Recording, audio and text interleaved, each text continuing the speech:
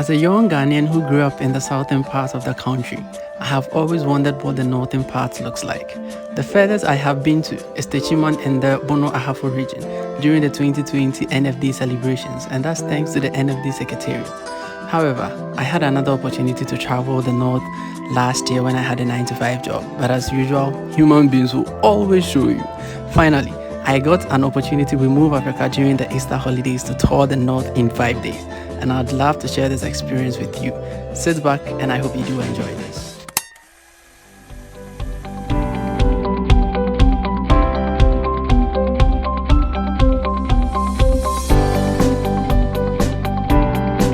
So I'm at the boarding gate now, yes, boarding gate 4. My flight is at 9:30 and it's now 8:25.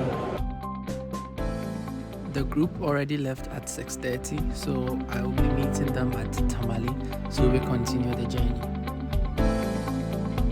Right from the airport, I picked a taxi and I met the rest of the group in Tamale. So I joined them from there and then we continued to the Larabaanga Mosque.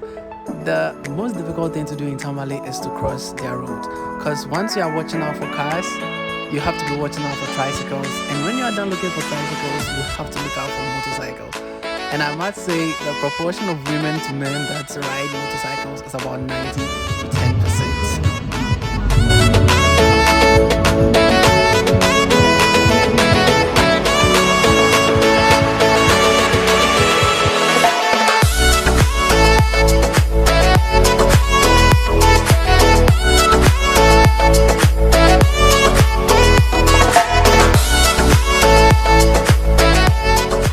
So we got to Larabaanga around 2:30 in the afternoon. Oh my god, it was so hot. I mean, so hot that even some of us had to use umbrellas. So this is Osei, he was our tour guide. He took us through the story behind this historical structure. But unfortunately, time won't permit me to share the stories with you. However, I would suggest that you also visit the place and get to hear the stories for yourself.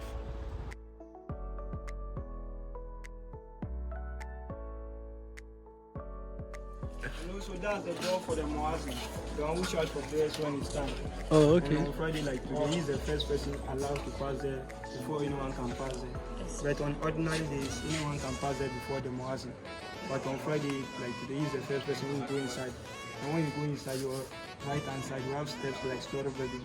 So the model will pass through the steps and you climb. You have to go at that tower. You pass through that door and use the nectar word to shout for prayers. Before you then come inside again, then use the microphone as well. After hearing all the stories, we did the most important thing, which was to take pictures of the beautiful site.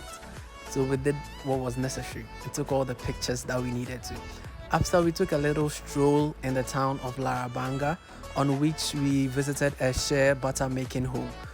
Osei once again took us through the processes on which shea butter is being obtained, right from the tree to the seed to cracking and to the oil state. He took us through all that, and I'm going to share that with you. We go to the bush and pick the shellnet there.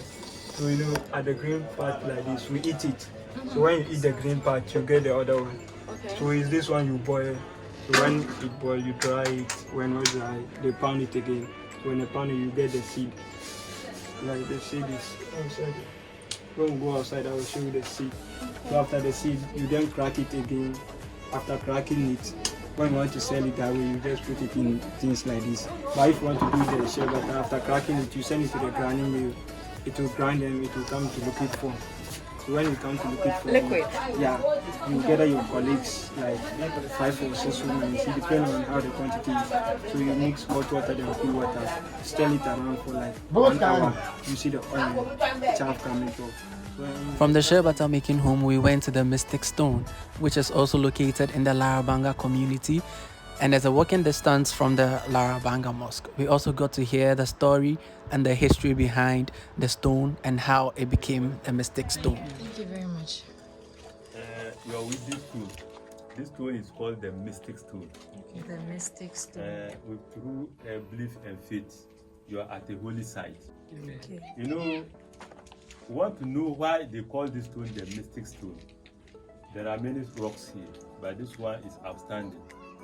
Around 1421, this stone was here resting on a tiny cliff at the same height like this. So the contractor who came that time to construct the first road in northern Ghana, he target where the stone is. Did their own survey. After we were through with the tour in the Larabaanga community, we headed to the Mole National Park, which is just 5 to 10 minutes drive away, to lodge at the Mole Motel for the night.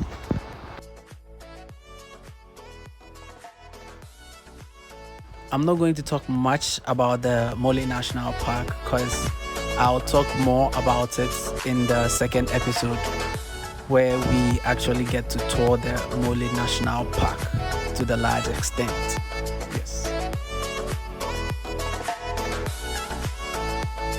So we got to the motel, got our rooms, settled down, and oh my god, they had a pool. That was the whole highlight for me at the Mole Motel. Yes, we did justice to the pool. Unfortunately, I couldn't get scenes of us swimming because of course we were busy swimming, so I couldn't get scenes of it.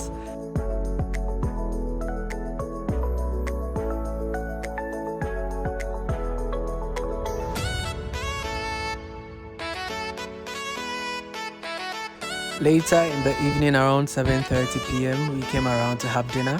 I got myself grilled guinea fowl with fries. Others got jollof rice. Others got plain rice, banku, amutu. And then after, we couldn't just go to sleep, so we had some card games. We mostly played Cards Against Humanities throughout the night with some good music on the table. It was so fun. It was so fun. So we all got exhausted and then finally went to sleep. So this is how day one ended. Stay tuned to get updates from the subsequent episodes and get to see how they went as well.